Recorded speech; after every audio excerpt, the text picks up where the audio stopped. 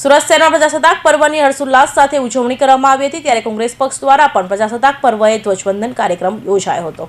26મી જાન્યુઆરી પ્રજાસત્તાક પર્વની દેશભરમાં આન બાન અને શાનની ઉજવણી કરાઈ હતી, ત્યારે સુરત શહેર કોંગ્રેસ સમિતિ દ્વારા પણ નાનપુરા ખાતે આવેલા કોંગ્રેસ કાર્યાલય ધ્વજવંદન કાર્યક્રમ યોજાયો હતો। સુરત શહેર કોંગ્રેસ પ્રમુખ ધનસુખ રાજપૂતાના હસ્તે તિરંગાને સલામી અપાઈ હતી। આ પ્રસંગે કોંગ્રેસના આગેવાનો કાર્યકરો પણ જોડાયા હતા અને સૌએ સાથે મળી તિરંગાને સલામી આપી હતી। દર વર્ષે રાષ્ટ્રીય પર્વની અનોખી રીતે પ્રજાસત્તાક પર્વની કોંગ્રેસ કાર્યાલય ખાતે ઉજવણી કરાઈ હતી। આજે 26મી જાન્યુઆરી 2025 ભારત દેશને પ્રજાતંત્ર દિન તરીકે 76મો પ્રજાતંત્ર દિવસ તરીકે ઉજવી રહ્યા છે।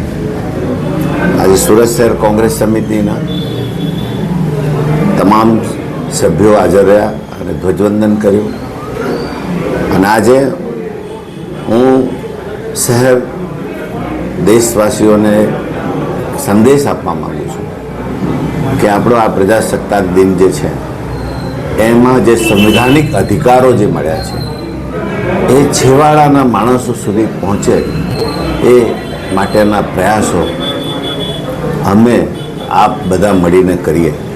સંવિધાનમાં જે છેવાડાના માણસ માટેનું આયોજન 75-76 વર્ષ પહેલાં કરવામાં આવ્યું તે હજી સુધી પહોંચ્યું નથી અને એના માટે जननायक राहुल जी जिसकी जितनी भागीदारी उसकी उतनी हिस्सेदारी ना नेजा हेठળ संविधान बचावना नेजा हेठળ सामान्यમાં सामान्य छेवाડાના માણસને ન્યાય મળે, એનો હક મળે અને પ્રજાસત્તાકને જે સાચા લાભો છે તે મળે।